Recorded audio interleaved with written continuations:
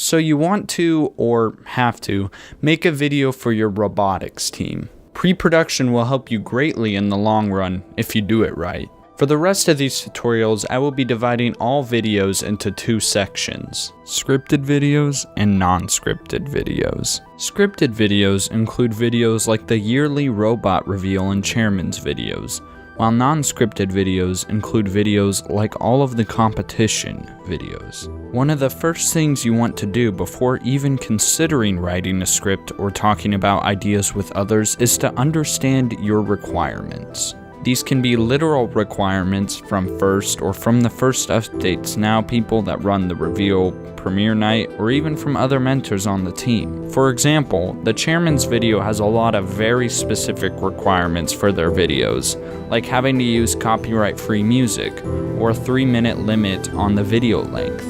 It could also be imaginary requirements that you set up yourself. Whatever it is, you should understand your requirements so you know what can work and can't work. And you may be asking, Hunter, a lot of these requirements are for the editing process. Why is it necessary to look at these right now when none of them apply at this point? Just look at them, okay? It's not that hard, and you may be surprised to find a requirement that will impact your video as a whole. One of the last things you want to happen is your video to be rejected, or the video has to be redone because you didn't know said requirements. Next, either by yourself or with others, make a script for your video. No script has to be formal, but it should be detailed so it becomes easier for you to film and edit later. Most scripts can easily be done in Word or Google Drive, but for scripted videos involving lots of dialogue and scene changes, scripting software like Final Draft 9 will work wonders compared to the unformatted mess Word will offer.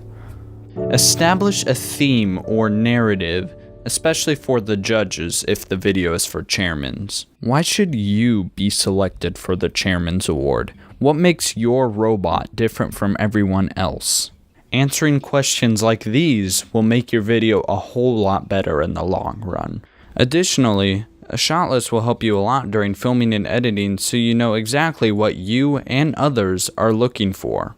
Again, the shot list doesn't have to be fancy and nice, but it does have to be readable by others. Something like an Excel spreadsheet or Google Sheet will be perfectly fine for things like the reveal video shots. Even if you're the only person working on the project, it's always a good idea to share your plan with others and get their opinions.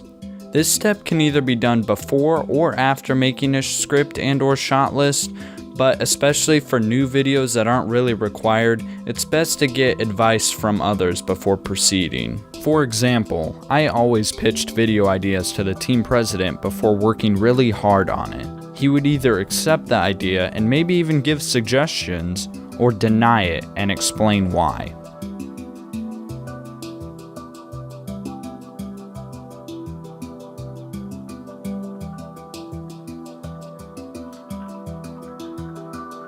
I recommend pitching ideas to people who are working on the project with you, if any, lead mentors, and elected officials in order to get the best advice possible.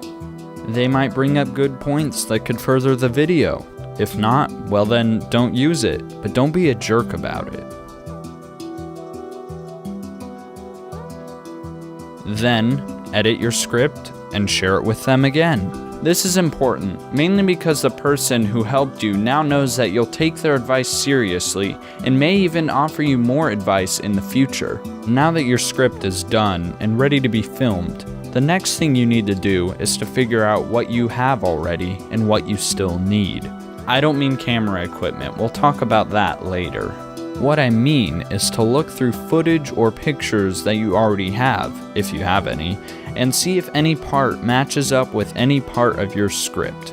In an ideal world, there would be a database where you could look at all the footage and pictures previously taken. But since that's a little unrealistic, you may have to ask around a bit.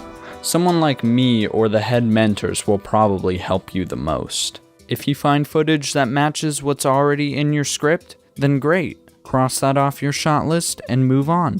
But what you shouldn't do after finding any footage or pictures is editing your script to make filming easier. If you thought the script was good enough beforehand, then why change it? Of course, if you think you could refilm said shot and make it better, then you probably should. A person making videos should always strive to get the best video possible, within a reasonable scope, of course. Alright, the final step of pre-production for scripted videos. If possible, you should set up times or dates to film certain parts. Having a plan in place for filming certain parts will take off some of the uncertainty of getting the shot in time or providing ample time to edit the video later. Overall, planning out as much as possible beforehand will make the video process much easier later. And a side bonus to this is that if plans don't work, it most likely won't be your fault for not getting the shots you wanted. Whereas if you didn't have a specific time to film, then getting the shots would be entirely your responsibility. So that's all I have for this video. In the next tutorial, we'll be going over pre-production for non-scripted videos and how to prepare for filming. But until then, enjoy.